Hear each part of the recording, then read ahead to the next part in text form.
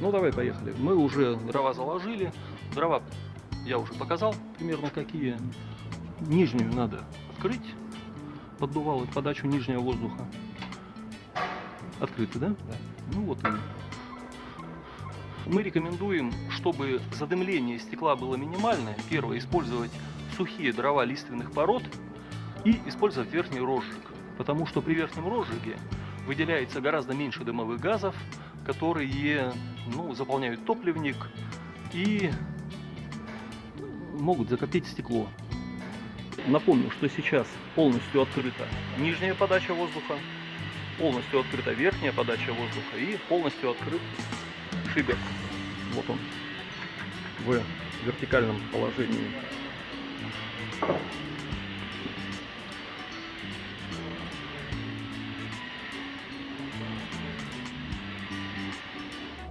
Ну, уже скоренько мы разворошим эти угли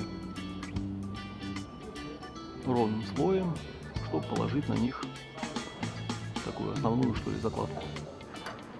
А теперь вот на эти уже дрова, полуугли подкладываем крепкие поленья, которые под воздействием углей начнут выделять пиролизные газы.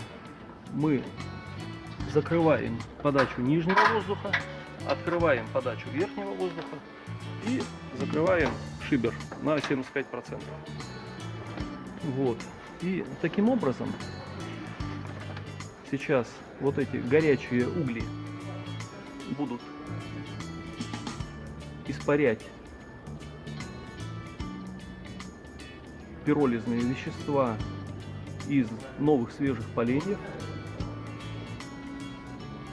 И снизу пламенного горения почти не будет, потому что воздуха мало. Не то, что совсем нет, но мало.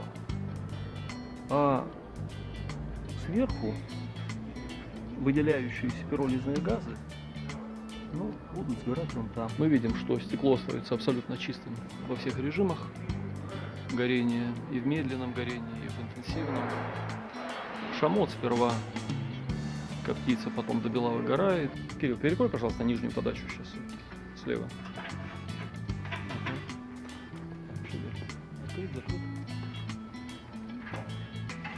Ага, и шибер закрыть. Таким образом вот печь переводится в режим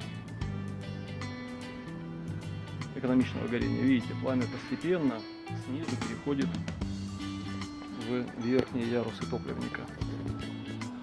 Вот видите, прекращается горение снизу, и такое облако пламени сверху перемещается. Вон как красивенько, да? Кирилл, видишь? Да. Ну вот.